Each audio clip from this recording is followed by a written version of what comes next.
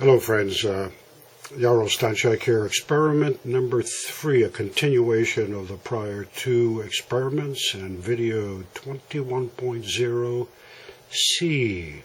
And what we're going to demonstrate here is I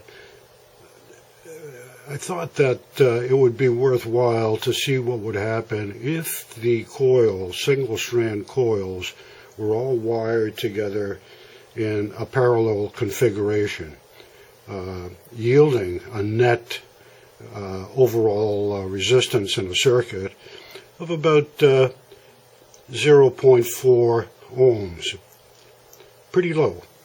Wanted to see how this would behave and what its characteristics were, just to flesh out our understanding of the differences between serial, parallel, and parallel mode of operation. So I do have the back EMF circuit disconnected for this experiment, and this is the back EMF circuit down here. Same basic format, and we'll see what happens. We're going to do it at 20 volts and 24 volts. So let's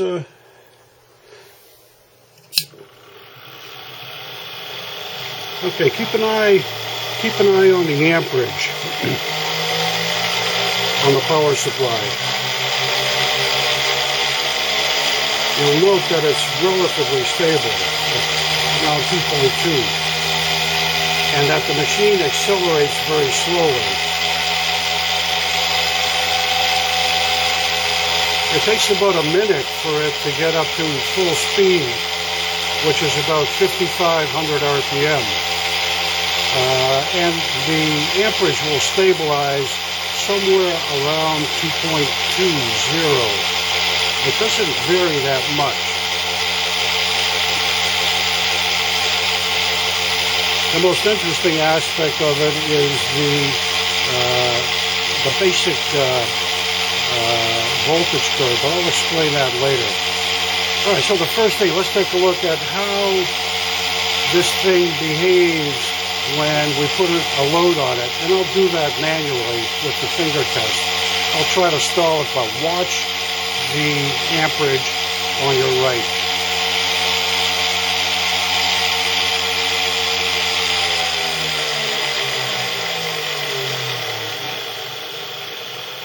Almost to a stall, and it peaked out at about 2.5 amps. Voltage stayed fairly constant.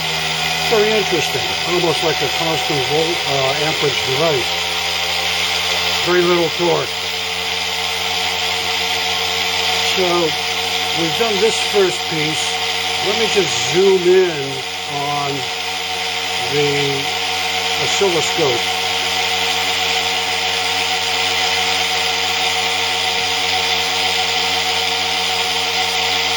Kind of see that the curve is sinusoidal, and it does look like the back EMF is overriding the voltage for whatever reason. You can see the fire points pretty obviously with the big spikes and the shutdowns. Anyway, we do have an issue in that the inboard transistors do get a bit hot here. This guy and that guy, they start warming up fairly rapidly. So I'm going to shut this down and crank it up to 24 volts.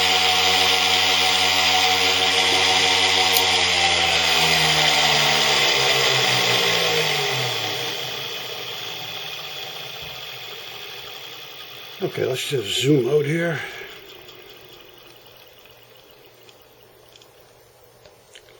All right. Back to a reasonable configuration here.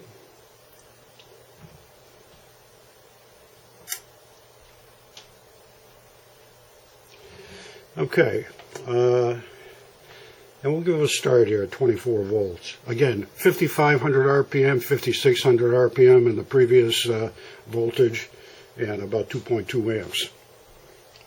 No torque.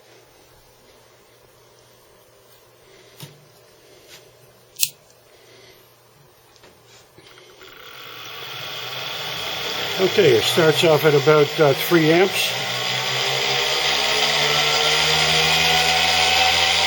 Accelerates relatively slowly. And this will peak out at about 6,800 RPM. And if we're looking at it right now at about 2.5, 2.6 amps. And the RPM here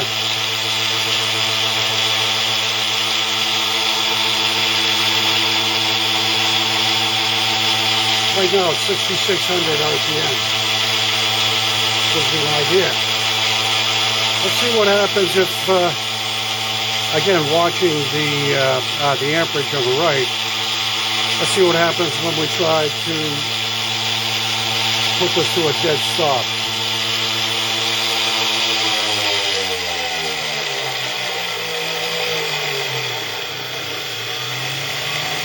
You know, again, the amperage differential is very small. If I put a load of 1,000 grams on it, we will stall it at this voltage. All right, let's freeze this for a moment.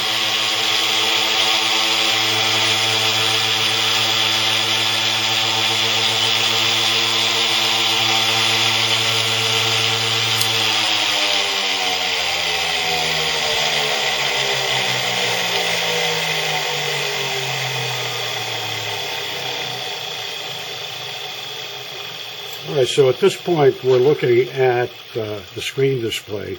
And again, I want to just make a couple of points here. You'll note that the amperage rise here is extremely rapid. It gets up to a level and it just holds. It's almost like a square function, and you can see the voltage right here, the overridden voltage. And this depicts the back EMF voltage. I'm pretty certain of that. We don't seem to be getting the voltage required. The transistors, again, these two puppies, ouch, they heat up pretty rapidly, whereas the coils, let's zoom out here, whereas the coils, they're just slightly warm to the touch. So it appears that the majority of energy somewhere is being lost here, probably from the heat here, but something else is going on. But irrespective of that, worthwhile just to see what a total parallel circuit would do, and kind of unexpected that the apparent back EMF just overrides the induced current. I don't quite understand that, but that's okay. Well, that's it for now. Thank you.